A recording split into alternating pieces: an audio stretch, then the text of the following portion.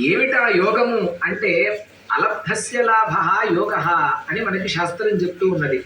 దేనినైతే మనం పొందటానికి అతి కష్టపడాలో అటువంటి దానిని మనకు ప్రసాదింపచేసి అటువంటిది మనకు లభిస్తే గనక దానిని యోగము అని అన్నారు. అంటే పొందటానికి అశక్యమైనటువంటి పదార్థం ఏదైతే ఉంటుందో ఆ పదార్థం గనక మనకు లభిస్తే దానిని యోగము అని అన్నారు. లబ్ధస్య రక్షణం క్షేమ అని అన్నారు. అలా పొందబడినటువంటి వస్తువుని జాగ్రత్తగా పెట్టుకోవటాన్ని క్షేమము అని అన్నారు. అది యోగక్షేమము అని అన్నారు.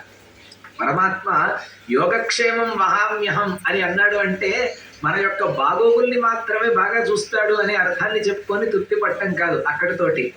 అలా ఏదైతే మనకు లభించిందో అతి కష్టమైనటువంటి పదార్థము, ఆ పదార్థమును లభించిన తర్వాత రక్షించుకునేటువంటి బాధ్యత ఏదైతే ఉంటుందో ఈ రెండింటినీ కూడా నేను తప్పకుండా వహామి అని ఆయన